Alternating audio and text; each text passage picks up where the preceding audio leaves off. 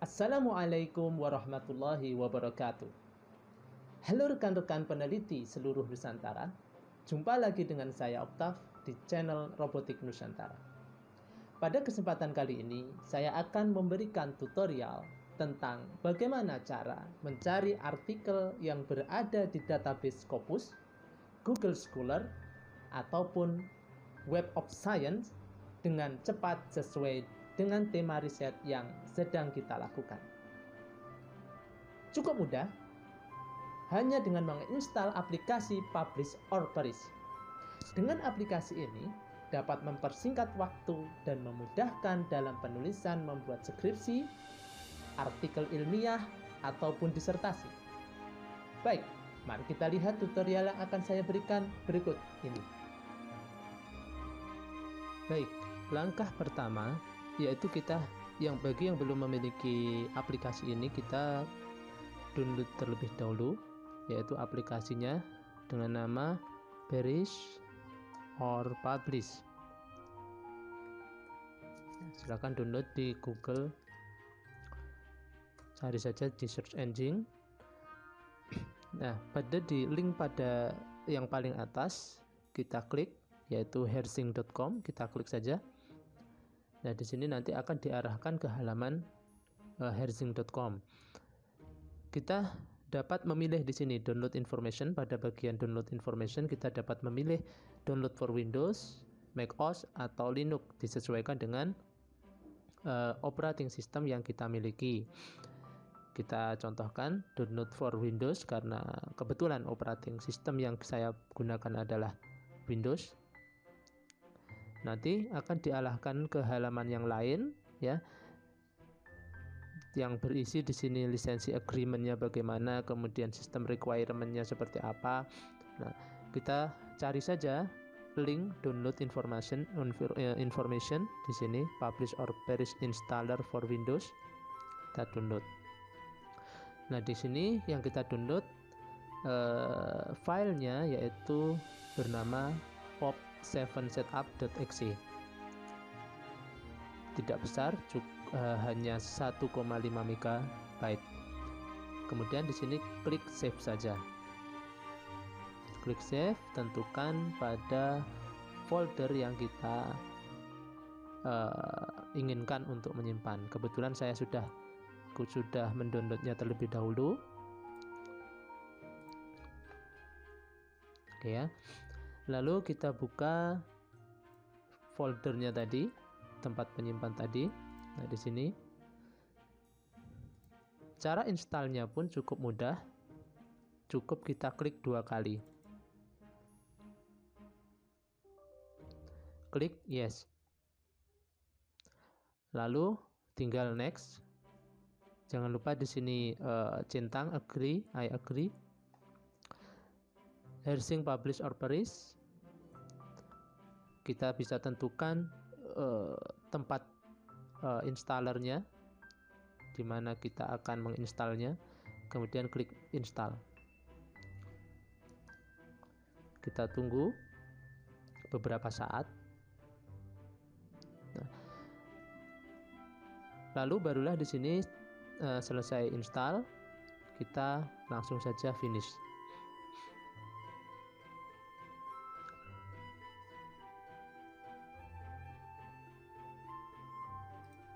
Nah, di sini kita dihadapkan tampilan dari Perish or Publish. Ya. Di sini ada beberapa tombol, ada Crossref, Google Scholar, Google Scholar Profile, Microsoft Academic, Scopus, Web of Science. Ya. Nah, tombol-tombol inilah yang kita gunakan untuk nanti mencari artikel-artikel yang kita inginkan.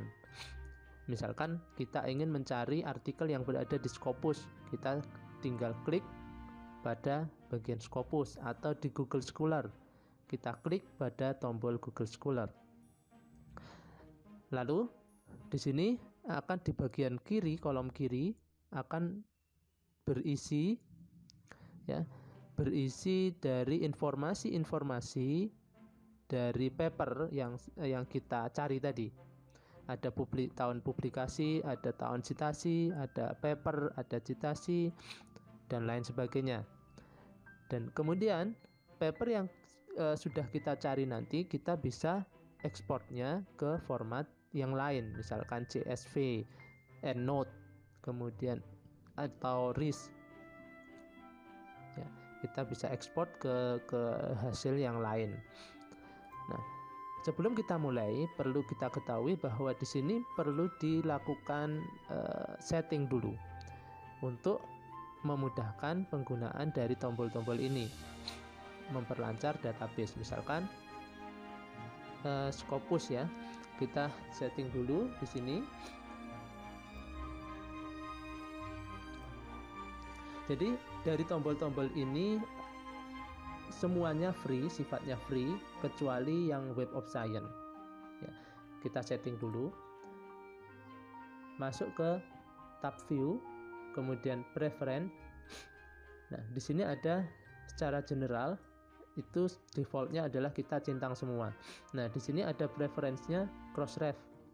Crossref kita perlu masukkan email kita. Ya, email kita, kontak email kita, kemudian Google Scholar, kita tidak perlu memasukkan apa-apa, yang penting kita sudah memiliki akses Google Scholar-nya.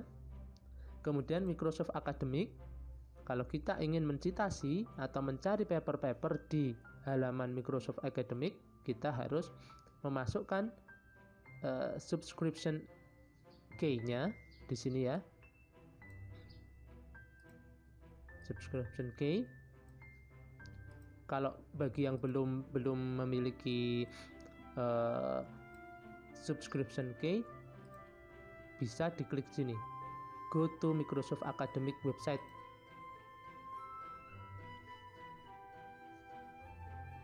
Nah, nanti silahkan mendaftar terlebih dahulu di halaman ini. Nah, kebetulan saya sudah mendaftarnya, kita tinggal sign in saja. Nah, di sini saya sudah mensubscribe primary key-nya. Nah, nanti silahkan saja masuk ke subscribe dulu. Kemudian kita pilih academic knowledge atau answer search atau project event tracking dan lain sebagainya. Misalkan saja saya contohkan lagi answer search. Kita klik subscribe saja. Klik confirm. Nah, di sini nanti akan ditunjukkan primary key, secondary key, kita pakai salah satunya saja. Misalkan primary key-nya kita kopikan, kita copy primary key-nya ya ke sini, your MA subscription key. Kita harus tampilkan dulu itu ya. Kita tampilkan dulu supaya bisa tercopy. Nah, ini tergantung dari kita masing-masing ya. Untuk subscription-nya yang mana, pilih project akademik atau yang lainnya, ada 4 pilihan tadi, kita masukkan ke sini. Nah, kemudian Scopus juga demikian. Scopus kita akan your Scopus API key ya. Kalau bagi yang belum mempunyai API key Scopus, kita bisa go to Elsevier, tombol yang atas.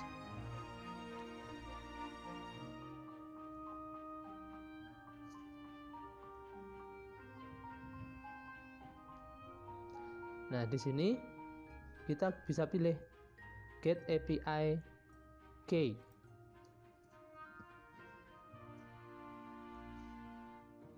Nah, kita bisa create API key. Kemudian kita beri nama di sini, label. Misalkan Scopus artikel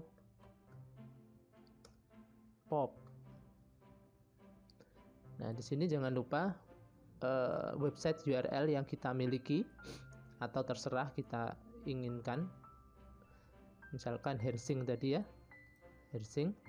Kemudian kita klik agree, kemudian I agree with DDM provision, kemudian submit. Nah, di sini sudah jadi API key-nya. Tinggal kopikan saja. Copy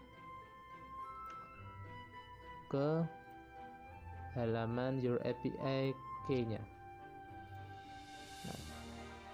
Nah, ini sudah disetting.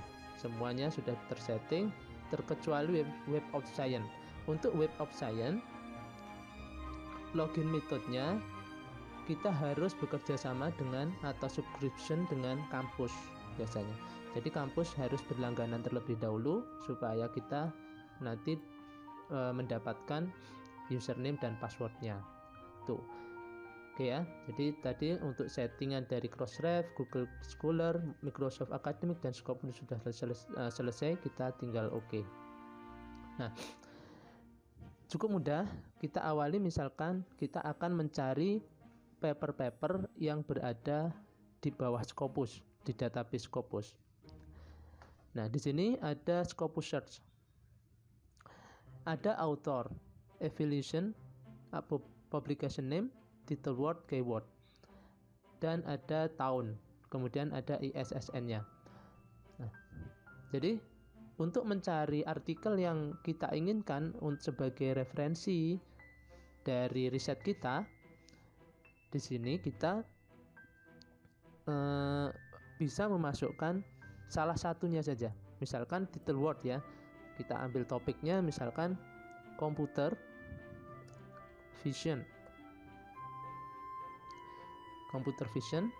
Nah, tentukan di sini years-nya, tahun risetnya itu antara 5 tahun terakhir biasanya ya. 5 tahun terakhir 2015 sampai 2020. Nah, klik saja di sini. Search. Kita tunggu. Nah, ini akan muncul artikel-artikel yang berkaitan dengan computer vision di tahun 2015 sampai 2020. Kita tunggu.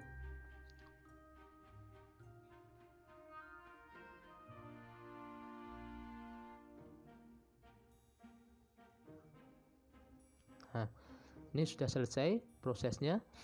Nah, sekarang apa yang akan terjadi ketika titel ini saya klik? Nah, ketika salah satu judul pada aplikasi publish or perish tadi kita klik, misalkan yang atas ini ya, Rethinking the Inception Architecture, kita klik, dia akan mengarahkan ke Scopus di mana artikel tersebut disimpan di sini. Nah, ya, di halaman Scopusnya ada doi-nya sudah ketahuan. Nah, di sini juga ada informasinya bahwa publication years itu tahun 2015 sampai 2020. Di sini ada citation years, tahun citasi per tahun itu ada 5. Ya, papersnya yang muncul di sini, yang terrecord di sini ada 200, dan di sini ada publishernya. Ini berupa apa di sini?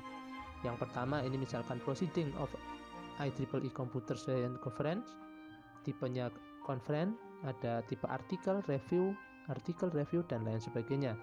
Publication pada publishernya yaitu remote sensing dan lain sebagainya. Nah, kemudian kalau kita ingin mengkoneksikan dengan Mendeley, cukup mudah juga. Kita simpan saja, save resultnya ini ya. Pada kolom ini kita save saja. Kita save dalam bentuk misalkan saja RIS ya. Yang umum kita pakai RIS Reference Manager yang bisa dibaca oleh Mendeley. Kita simpan di dokumen misalkan di situ. Kita beri nama citasi Computer Vision. Kita save.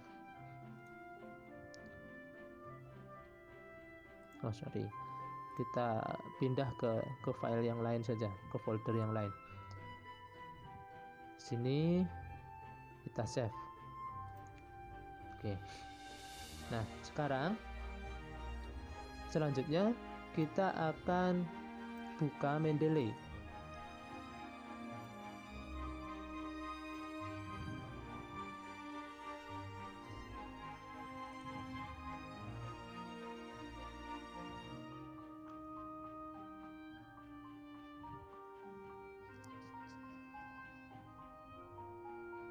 Nah, di sini kita masukkan dulu email kita.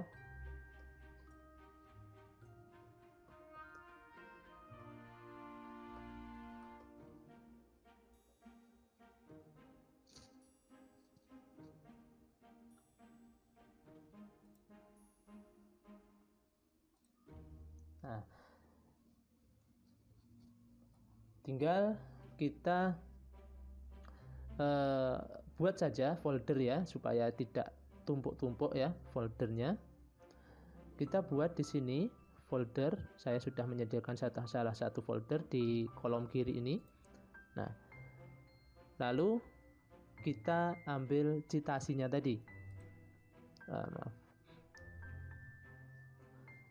Cancel, kita ambil citasi.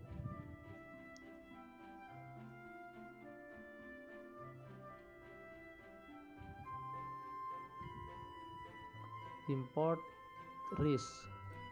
Nah, import RIS ya, klik file import RIS, kemudian kita ambil tadi, simpan di citasi computer vision ini. Nah, dia citasinya sudah tersimpan di folder kita. Jadi kita cukup mudah nanti ketika kita ingin mencitasi file dokumen-dokumen yang kita dapatkan dari publish or perish tadi ya, dengan mengkoneksikan, mengambil dari Mendeley. Nah, itu tadi rekan-rekan pembelajar, cukup mudah bukan? Kita cara cepat untuk mendapatkan artikel-artikel penelitian yang akan kita gunakan untuk referensi dalam penulisan karya ilmiah kita, ataupun skripsi ataupun disertasi kita. Oke, terima kasih. Selamat mencoba dan jangan lupa untuk komentar, subscribe, dan like di channel ini. Wassalamualaikum warahmatullahi wabarakatuh. Salam Nusantara.